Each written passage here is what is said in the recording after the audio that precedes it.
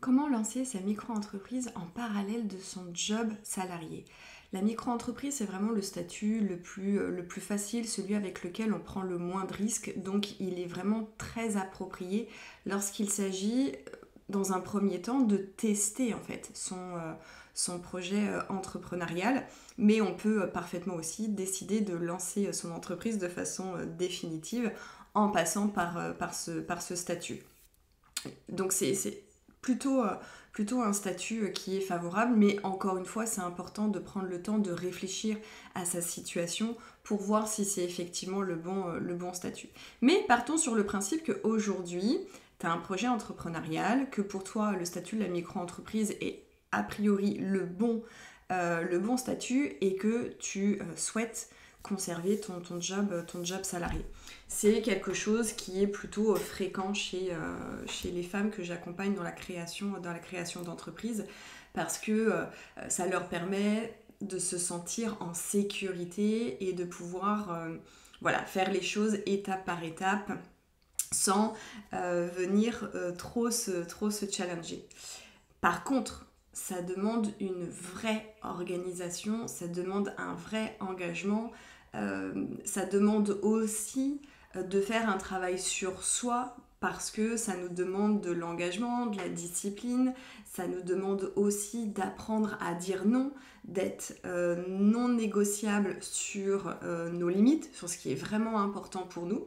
Donc ça vient nous challenger. Donc aujourd'hui, j'ai vraiment envie de partager avec toi dans ce nouvel épisode de podcast alors pas des étapes, mais quoique, vraiment des clés qui vont te permettre de pouvoir structurer ta réflexion et réfléchir à comment tu vas pouvoir implanter ça pour pouvoir tout simplement lancer ta micro-entreprise en parallèle de ton job salarié. Pour certaines personnes, ça peut paraître une montagne et c'est vrai, en toute transparence, je ne l'ai pas fait, mais j'ai des clientes qui sont mères de famille et qui font le choix de le faire et ça leur réussit plutôt bien. Donc, quelle est la première chose sur laquelle tu dois te pencher pour pouvoir rendre ce rêve réaliste et réalisable et le manifester dans la matière? La première chose à faire, et c'est souvent quelque chose sur lequel on passe très très vite, c'est de se fixer un objectif. C'est d'avoir une vision très claire sur le timing et là où on souhaite aller à une date, pas une date précise, mais vraiment à une échéance précise. Parce que très souvent, c'est ce que j'observe chez mes clientes qui sont déjà avancées et qui sont déjà dans la création, la structuration de leur modèle d'affaires et qui font ça en parallèle de leur job. Je leur pose toujours cette question clé. Je leur dis, ok, donc là, tu es arrivé à tel niveau dans le développement de la structuration de ton modèle d'affaires. À quel moment tu vas te dire, là, ok, c'est bon, je peux quitter mon emploi salarié. Parce que si on n'a pas cette vision, si on n'a pas cette échéance, ça peut durer des années. Or, l'objectif que l'on veut, c'est qu'à un moment donné, on puisse lâcher ce job salarié et être à 100% dans ce qui nous fait vraiment vibrer, dans cette entreprise qui aura une différence dans la vie des gens, qui aura un impact positif sur le vivant. C'est ça qu'on veut. Donc c'est vraiment important d'avoir un objectif et une vision très claire. Donc je pose cette fameuse question. Et souvent c'est vrai qu'elles n'ont pas poussé la réflexion jusque-là et elles sont, on va dire, un peu la tête dans le guidon et c'est aussi mon job de pouvoir les aider à être dans cette posture méta, à prendre de la hauteur pour observer la situation dans son ensemble. Donc la première invitation que je te fais là maintenant tout de suite, c'est vraiment de réfléchir et de te demander, ok, à quelle échéance ou quels sont les indicateurs de performance qui me permettront de me dire, ok, là, je peux lâcher mon job salarié et me lancer totalement à 100% dans le développement de ma micro-entreprise. Pour certaines personnes, ça va être un certain niveau de chiffre d'affaires. En règle générale, c'est plutôt ça. Et il y a quelques temps, j'ai une ancienne cliente qui m'a envoyé un message sur Instagram en me disant que ça y est, elle avait décidé de négocier sa rupture conventionnelle avec son employeur et de se lancer à 100% dans cette nouvelle aventure entrepreneuriale. Et ce qu'elle me partageait, c'était que son déclic, ça a été de sentir dans son corps à quel point elle était enthousiaste et à quel point ça la faisait vibrer en fait d'accompagner ses clientes. Donc même si en termes de chiffre d'affaires, elle n'était peut-être pas encore au niveau qu'elle souhaitait, notamment par rapport à ce que nous avions décidé pendant l'accompagnement, enfin plutôt ce qu'elle avait décidé au cours de l'accompagnement.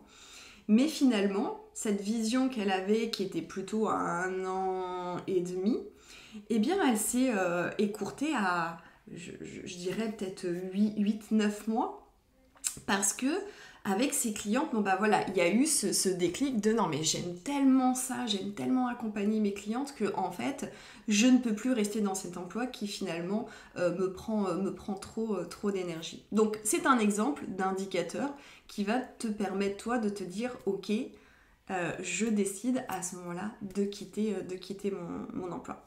Donc ça c'est la première chose, c'est vraiment la première étape, c'est je me fixe un objectif, j'ai une vision, j'ai une échéance. Deuxième chose, ça va être de te créer ce que j'appelle la semaine idéale. C'est quelque chose que j'ai déjà partagé sur mon blog ou dans des épisodes de podcast. Et c'est aussi ce sur quoi mes clients et mes clientes travaillent lorsque ils décident d'être accompagnés par moi, mais que ce soit dans le cadre de la reconversion professionnelle ou de l'entrepreneuriat, parce que même quand on est dans une réflexion de reconversion professionnelle, ça demande du temps. Ça demande de l'engagement, et quand on est sur un job à temps plein, qu'on a l'intendance de la maison, qu'on a peut-être des enfants à gérer, etc., ou peut-être un parent qui est malade et qu'on doit régulièrement visiter, bon, tout ça, ça prend du temps. Donc le concept de la semaine idéale, c'est quoi ? C'est de partir d'un semainier et de venir définir finalement ou assurer ou colorer ce que tu veux, tout ce qui est incompressible dans ton agenda. Donc bien évidemment, ce qui va être incompressible pour toi qui est actuellement salarié, ça va être tes heures de travail. Donc voilà, tu as tes horaires de travail qui peuvent être plus ou moins flexibles ou plus ou moins rigides, peu importe le job que tu occupes, mais on part sur ça. Tout ce qui va être incompressible, c'est bien évidemment les moments où éventuellement tu emmènes les enfants à l'école, où il y a peut-être des activités extrascolaires. Tout ce qui est les repas, bien évidemment, le coucher, enfin bon, il y a toutes ces choses avec lesquelles tu ne peux pas transiger, parce que c'est ainsi. Et donc tu vas avoir cette semaine idéale qui commence à se dessiner, parce qu'il y a toutes ces plages horaires qui finalement ne sont pas disponibles, et ensuite tu vas pouvoir te rendre compte que bah voilà, il y a peut-être les week-ends qui sont totalement complets, que il y a peut-être le soir, que finalement il y a peut-être les matins parce que tu as la possibilité de commencer à travailler plus tôt, que voilà, donc il y a des choses qui commencent à se dessiner quand tu commences à faire ce travail-là. C'est de te dire qu'est-ce qui est incompressible dans mon agenda et quelles sont les plages horaires qui aujourd'hui sont disponibles pour moi. Et très certainement que tu vas me dire, mais Vanessa, j'ai un emploi qui me prend tellement d'énergie que le soir, je suis lessivée et je ne peux rien faire. Ça, c'est totalement ok, et je l'entends. Dans ces cas-là, ça va être de t'appuyer éventuellement sur ton conjoint ou ta conjointe et de regarder aussi les week-ends. Ce qui est vraiment important, et souvent on a tendance à s'éparpiller parce qu'on est sur plein de choses à la fois, mais c'est vraiment de se demander aussi quelles sont mes vraies priorités et qu'est-ce qui est vraiment important pour moi à l'instant T. Actuellement, j'ai une cliente que j'accompagne dans la création d'entreprise, et en fait, elle a énormément de choses sur lesquelles elle est. Elle a quitté son job, mais elle a pris un autre job en intérim pour pouvoir bénéficier des droits au chômage par la suite, parce qu'elle était avant indépendante. Et donc, elle est dans une période de déménagement, elle est dans une période de préparation de mariage, elle a son emploi à temps complet, elle a 2 jeunes enfants, elle a l'accompagnement avec moi sur la création d'entreprise. Ça fait beaucoup. Ça fait vraiment beaucoup. Donc dans ces moments-là, c'est vraiment de se demander quels sont mes leviers d'action pour que je puisse me délester de certaines choses et déléguer certaines choses ou me dire qu'est-ce qui est moins important pour moi. Il y a vraiment quelque chose qui est totalement incompréhensible pour moi, mais qui demanderait à être regardé plus en profondeur. C'est toutes ces personnes qui continuent de se surinvestir professionnellement alors qu'elles détestent leur job, alors qu'elles savent que c'est plus la bonne place pour elles. Et pour autant, elles n'arrivent pas à lâcher, elles n'arrivent pas à lever le pied pour tout simplement réduire en fait leurs horaires de travail, faire en sorte que ça leur prenne moins d'énergie. Et donc là, c'est vraiment important d'aller regarder et de se poser la question de savoir qu'est-ce qui est vraiment important pour moi là, maintenant, tout de suite. Est-ce que j'ai vraiment besoin de continuer à m'investir totalement dans ce job salarié qui, je sais, de toute façon ne me convient pas puisque j'ai un autre projet et que je vais partir? Ou est-ce que ce qui est vraiment important pour moi, c'est d'avoir du temps pour me ressourcer, pour me reposer, d'avoir du temps pour ce que j'aime et d'avoir du temps pour ce projet qui me fait tant vibrer.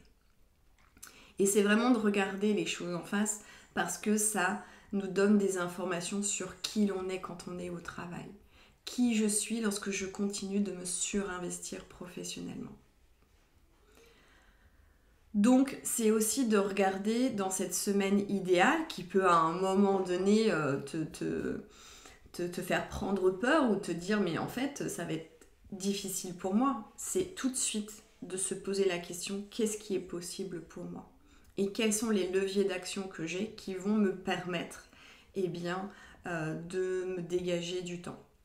Et quand on est une femme et qu'on a des enfants et qu'on peut réussir à se dégager du temps en lâchant le perfectionnisme sur certaines choses, notamment sur les tâches ménagères, sur la préparation des repas, où c'est vraiment de se dire, là, les 4 prochains mois ou les 6 prochains mois, je lâche tout le superflu, tout ce qui n'est pas vraiment important pour moi et je porte mon attention sur ce qui est vraiment important pour moi. Et ça, c'est game changer, vraiment. Donc, voilà comment tu vas designer ta semaine idéale. Et c'est vraiment un travail qui va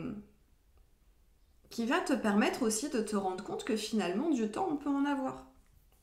Mais comme on est toujours dans le mental et qu'on n'est pas sur des choses factuelles ou des choses qu'on peut voir, parce que typiquement, la semaine idéale, tu vas avoir ton semainier, tu imprimes un semainier, tu as ta feuille, tu colories, c'est quelque chose qui est visuel, c'est quelque chose que l'on voit. Donc ça peut aider aussi notre cerveau à prendre conscience de, bah tiens, finalement, je peux avoir du temps là, je peux faire ci, je peux faire ça. Donc ça, c'est seconde étape, on va venir identifier les plages horaires, les blocs horaires qui vont être dédiés finalement à créer et lancer cette micro-entreprise qui nous fait tant vibrer. Deuxième chose, ça va être de devenir la personne qui est encore plus organisée et plus productive. Ça veut dire quoi? Ça veut dire que dans un premier temps, il va falloir, dans ces plages horaires qui vont être dédiées à ton projet entrepreneurial, c'est vraiment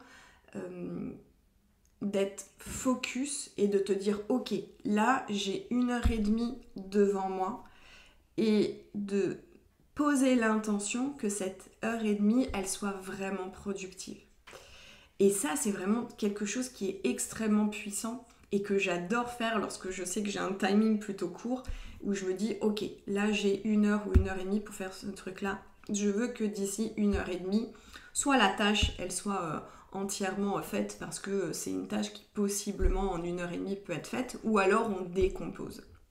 Ça veut dire quoi? Ça veut dire que si on a une tâche par exemple dans la structuration de ton business model, ça pourrait être de je fais mon étude de marché. L'étude de marché, il y a plusieurs étapes donc on va venir décomposer. Ok, la première chose c'est d'aller vraiment identifier ma clientèle cible idéale. Ok, donc ça c'est première étape. Ok, dans le fait de pouvoir étudier ma clientèle cible, par quoi je commence? Eh bien, peut-être que ça pourrait être par faire le portrait robot de cette personne idéale avec qui j'ai vraiment envie de travailler. Ok, deuxième étape, bah, ça pourrait être de regarder sur les réseaux sociaux, sur les groupes Facebook ou sur Amazon. Est-ce qu'il y a déjà des livres qui traitent du sujet sur lequel je veux travailler? Est-ce que il y a déjà des professionnels qui font ce que j'ai envie de faire? Quels sont les commentaires qui sont redondants? Quelles sont les problématiques de ma clientèle cible que je peux cerner, etc., etc. Donc on rentre un petit peu plus dans le détail et après ça va être de se dire bah tiens, maintenant il faut que je fasse mon questionnaire. Donc je rédige mon questionnaire. Ensuite je vais identifier la liste des personnes à qui je peux transmettre ce questionnaire. J'envoie mon questionnaire. C'est souvent on voit la tâche dans son ensemble et oui ça peut faire peur parce que oui il y a plein de choses à faire. Mais l'importance dans la productivité, c'est de décomposer les tâches et de se dire, ok, là j'ai un temps imparti, qu'est-ce qui est possible pour moi de faire dans ce temps imparti? Et d'être focus sur ça. Et quand on est focus, ça veut dire qu'on enlève toutes les distractions. Les distractions, c'est que j'éteins mon téléphone, je m'enferme dans une pièce, j'informe les autres membres de la famille que j'ai besoin d'1 heure et demie pour faire ce truc-là. Si chez toi c'est pas possible, ça pourrait être de dire, eh bien pendant 1 heure et demie, je vais à la bibliothèque. Et typiquement c'est génial parce que dans la bibliothèque, possiblement, on est dans une ambiance d'étude, de concentration. Donc ça peut aussi nous aider. Ou alors tu peux dire, eh bien je vais dans le café du coin pendant 1 heure et demie parce que j'ai besoin de faire cette chose-là. Donc la productivité, c'est ça aussi. C'est d'être en capacité de décomposer une tâche et de s'immerger totalement dans cette tâche, c'est-à-dire de couper toutes les distractions pour qu'on puisse être vraiment entièrement dédié à cette tâche et voilà, on coupe le téléphone parce que très souvent notre mental va nous conduire à vouloir scroller sur les réseaux sociaux et donc là on va perdre facilement 10-15 minutes. Donc c'est vraiment prendre conscience de ça. Donc si je résume, première chose, tu identifies ta vision, ton échéance. Deuxième chose, tu te crées ta semaine idéale. Troisième chose, c'est ok, comment je peux être productif ou productive pendant les temps qui me sont dédiés pour vraiment structurer, créer ma micro-entreprise, la lancer ou la développer, peu importe au stade où tu en es. Et ce qui peut être intéressant aussi, c'est de tester la méthode Pomodoro. Qui permet vraiment de se dédier un temps de 25 minutes, 5 minutes de pause, 25 minutes. C'est pas 25 minutes de façon rigide, ça peut être 35, ça peut être 45 minutes, mais c'est vraiment de se dire, je décompose mon temps aussi en moments où je suis vraiment concentrée sur ma tâche, et pendant 5 minutes, je relâche. Et souvent, ce qui nous empêche de recharger les batteries, c'est qu'on est tout le temps au cours d'une journée dans le faire et qu'on ne s'accorde pas justement ces moments de détente ou ces moments où on ne fait rien. Il ne s'agit pas d'aller tout le temps à la pause à la machine à café ou faire une pause café avec les collègues parce que généralement on va continuer à travailler, on va continuer à échanger sur le travail. Non, ce qui est vraiment important, c'est de se dire ces 5 minutes où je ne fais rien, où peut-être je suis attentif à ma respiration, ou peut-être que je vais me faire du bien en prenant un bon thé et je suis dans la pleine conscience de ce que je suis en train de faire. C'est-à-dire que voilà, c'est un thé à la menthe et je me délecte de toutes les saveurs qu'il y a dans ce thé. Ça peut être de prendre quelques profondes respirations, ça peut être aussi de faire un scan corporel, de se dire bah tiens, là je sens qu'il y a des tensions dans mon corps, ou je regarde, voilà, je me concentre et est-ce qu'il y a une tension dans mon corps, et s'il y a une tension, eh bien j'y mets de la lumière ou je respire dans cette tension, et tout ça, ça va venir t'aider à recharger les batteries et à te ressourcer, et c'est ce qui va te permettre aussi d'être plus productif et plus productive. Bien évidemment, je reviens aussi sur cette semaine idéale.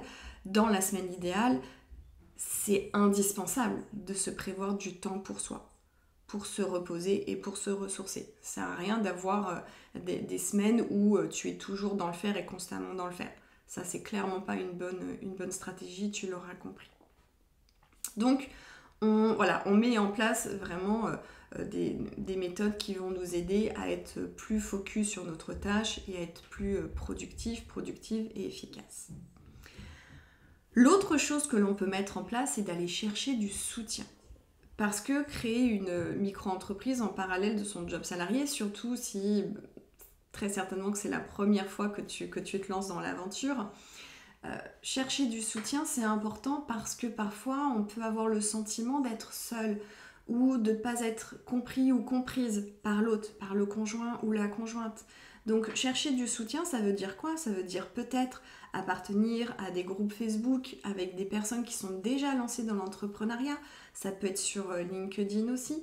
Ça peut être d'intégrer un accompagnement, ce qui va te permettre vraiment de gagner beaucoup de temps parce que dans les accompagnements, il y a à la fois de la transmission de connaissances sur le marketing, sur comment faire une étude de marché, sur comment structurer son modèle d'affaires ou comment identifier le modèle d'affaires qui vraiment nous correspond, sur la vente, sur l'utilisation des réseaux sociaux. Et dans ces accompagnements-là, il y a un cadre. Il y a un cadre où régulièrement on te fixe des objectifs, où tu vas te retrouver avec d'autres personnes qui sont dans la même situation que toi. Donc là, tu vas te sentir soutenu, encadré. Il y aura vraiment des personnes avec qui tu vas pouvoir échanger et surtout obtenir des réponses. Donc, ou alors, ça peut être bien évidemment demander à ton meilleur ami ou ta meilleure amie voilà, d'être le plus possible disponible pour toi, pour te motiver, te challenger et éventuellement faire preuve d'une écoute bienveillante et sans jugement si tu rencontres des difficultés ou si tu as des blocages et que tu peux avoir tendance à te juger ou te dénigrer. Donc c'est vraiment important à mon sens de se constituer aussi un environnement qui va te porter et te soutenir parce que, encore une fois, lancer une micro-entreprise en parallèle de son job salarié, ça demande de l'engagement et c'est vraiment challengeant. Donc plus tu vas te créer l'environnement qui va te porter et plus ça va t'aider à traverser ces prochains mois de façon beaucoup plus sereine et efficiente et bien évidemment efficace. Et la dernière chose que je voulais te partager par rapport à ça, c'est bien évidemment de prendre conscience de ce qui se passe à l'intérieur de ta petite tête. Parce que très certainement que dans ces moments-là, tu vas être challengé. Peut-être que tu vas avoir du mal à poser tes limites. Peut-être que tu vas avoir du mal à affirmer tes besoins, tes désirs à l'autre. Peut-être que tu vas avoir peur d'être critiqué, d'être jugé. Donc tout ça, c'est important aussi de le regarder parce que ça va te freiner dans ta progression. Donc c'est vraiment là maintenant tout de suite de te demander, ok, dans cette aventure dans laquelle je m'apprête à aller, qu'est-ce qui est non négociable pour moi? Et probablement que cette semaine idéale fera partie de tes non négociables. À montrer à ton conjoint ou à ta conjointe, mais vraiment de dire, voilà, typiquement, tous les dimanches matins, ce sera dédié à la structuration de modèle d'affaires, ou ce sera dédié à ma communication sur les réseaux sociaux, ou une fois par semaine, le soir, je te demande de t'occuper des enfants parce que je vais aller en networking. Et si tu es papa ou maman solo, ça va être aussi important de pouvoir te reposer, et bien peut-être sur le papa ou la maman des enfants, ou peut-être sur des amis, ou sur un ou une babysitter. Enfin voilà, c'est vraiment encore une fois de regarder quels sont tes leviers d'action, quel est ton environnement, et de te créer cet environnement qui va pouvoir te soutenir et t'aider. Qu'est-ce qui va être aussi dans ton job non négociable? Sur quoi tu as besoin? Qu'est-ce que tu as besoin de lâcher aussi dans ton emploi salarié? Et peut-être qu'à un moment donné, tu diras à ton employeur ou à ton manager, à partir de la semaine prochaine, je décide de finir mes journées à 18h. Et à 18h, il n'y a plus personne. Et d'être non négociable sur cette chose-là. Peut-être que tu diras plus facilement non si jamais on te donne un nouveau dossier ou un nouveau projet sur lequel on a besoin de toi. C'est vraiment de regarder tout ça et encore une fois, hein, de poser l'intention et d'amener son intention sur qu'est-ce qui est vraiment important pour moi. Et si tu te sens trop challengé, si pour toi effectivement le fait de dire non, de t'affirmer davantage, de poser tes limites, d'avoir vraiment peur du regard, du jugement des autres, et bien dans ces cas-là, je t'invite vraiment à être accompagné par un professionnel, un coach ou un thérapeute pour pouvoir t'aider parce que ça va venir très certainement te challenger. Et ce qu'on veut, c'est ne pas passer à côté de nos rêves. Si lancer cette micro-entreprise, c'est vraiment quelque chose qui est très important pour toi, que tu sens que ça va apporter beaucoup de plaisir et beaucoup de sens à ta vie, à ta carrière, et bien derrière, c'est aussi important d'être non négociable sur les moyens que l'on va mettre en place. Donc voilà, ce que je voulais te partager, c'est quelques clés qui vont t'aider à ne pas passer à côté de ce qui est vraiment important pour toi. Et oui, encore une fois, je le répète, ça va te challenger. Oui, lancer une micro-entreprise en parallèle d'un job salarié qui est à temps complet, eh bien c'est challengeant, ça demande du courage, ça demande de l'audace, mais c'est parfaitement possible. J'ai accompagné des femmes qui l'ont fait, qui avaient des enfants en bas âge ou qui étaient mamans solo avec des enfants plus grands, et elles l'ont fait et elles ont réussi. Bien évidemment, j'avais aussi des femmes clientes qui avaient des conjoints ou des conjointes et des enfants et qui ont pu aller chercher du soutien dans leur environnement proche, mais aussi en dehors, bien évidemment. Donc si je résume, c'est ok, là où j'en suis, quelle est mon échéance, quel est mon objectif, quelle est ma vision. 2, ma semaine idéale, je la construis. 3, comment j'apprends à être encore plus focus et comment j'apprends à décomposer les principales tâches qui vont me permettre vraiment de créer cette micro-entreprise et de pouvoir la lancer. Et ensuite, d'aller chercher du soutien, de me créer l'environnement qui va me permettre de pouvoir atteindre cet objectif-là dans le temps qui est imparti, celui que je m'impose, mais encore une fois, hein, tout est mouvant. Hein. Je te ramène à l'exemple de ma cliente qui finalement a quitté son entreprise plus tôt que prévu. Et ensuite, c'est d'aller regarder tous ces endroits où tu pourrais douter de toi, où tu pourrais avoir du mal à t'affirmer, à chercher l'approbation de l'autre. Tout ça, ça indique que tu ne prends pas suffisamment conscience de ta valeur et que tu n'as pas suffisamment...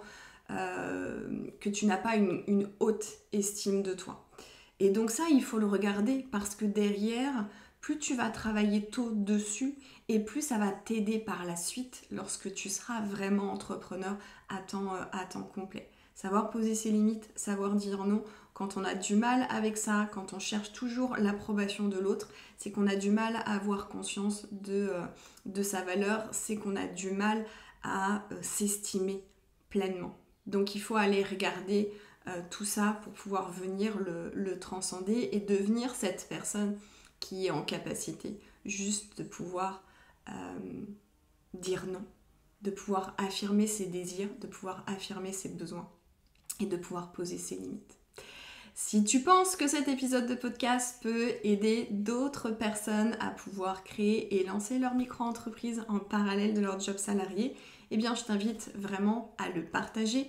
Je t'invite aussi à liker sur la vidéo sur YouTube ou éventuellement à mettre 5 étoiles sur Spotify. Cela m'aide beaucoup à rendre mon travail visible auprès des autres personnes. Et si aujourd'hui tu es dans cette étape clé de pouvoir lancer ta micro-entreprise mais que tu te demandes par où je dois commencer pour être sûr que mon projet va être viable, eh bien je t'invite à me retrouver pour la masterclass du 21 mai qui est vraiment dédiée à la création d'une micro-entreprise et je vais te partager les étapes clés par lesquelles il faut que tu passes pour pouvoir rendre ce rêve concret dans la matière. On se retrouve très prochainement pour un nouvel épisode.